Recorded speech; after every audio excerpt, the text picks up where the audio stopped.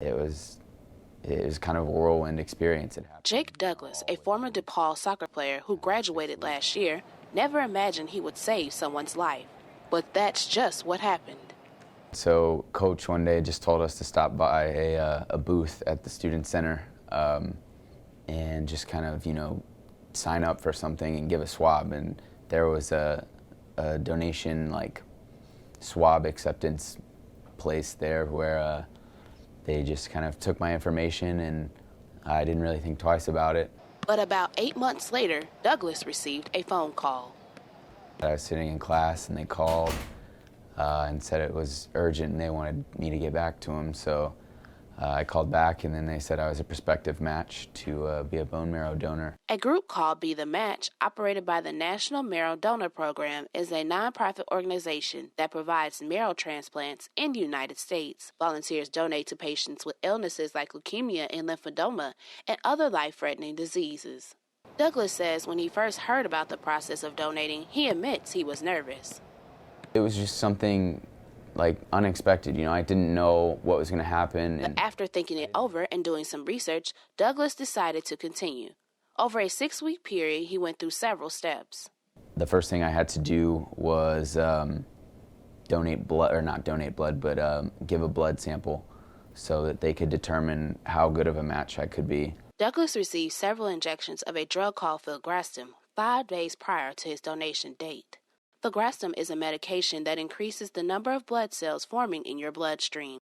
On the day of donations, Douglas's blood was removed through a needle on one arm and passed through a machine that separates out the blood-forming cells. The remaining blood was then returned through his other arm. The procedure lasted for about 4 hours. Douglas says it went fairly easy. They had a TV, and they had actually flown my dad up, so I got to hang out with my dad, and we just kind of watched SportsCenter for a while. When the process was complete, Jake's cells were rushed to a 59-year-old female leukemia patient he had never met. In fact, due to the strict confidentiality standards, Douglas cannot meet the woman for 1 year. Then, if he and the woman both agree, they can finally meet. Douglas says he doesn't feel like a hero. He just says that he did what almost anyone would do. I didn't view it as something heroic. It was just something that I was in a position to help, so I felt compelled to do it. It wasn't something that was, like crazy or, out of mind that no one else can do. It's just everyone can do it. I was just in a position that I was able to. What Jake did was outstanding, and for him, it started with that idea of wanting to give back, wanting to help other people, and not only did he have the idea, but then he actually had the leadership and the wherewithal to follow through with it. And it's just unbelievable and very, just pretty remarkable for Jake to manage all of these challenges. Coach Blazer says Jake's donation ties in with DePaul's Vincentian mission. As one of the teams in the athletic department, we give back. And it's part of our responsibility. It's what St. Vincent de Paul lived his life, and we are examples of that. DePaul forward Cy McGalley agrees.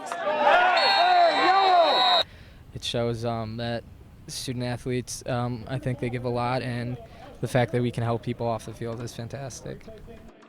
As to future plans, Douglas says he hopes he can meet the woman he donated to. Yeah, I would like to. When that time comes in March, if she's available and wants to, I definitely would like to. Douglas also says he hopes to inspire others to donate. If nothing else, I would just hope that it encourages people to join the registry or, do something different to try and change someone else's life. Reporting for Good Day DePaul, I'm Jasmine Cooper.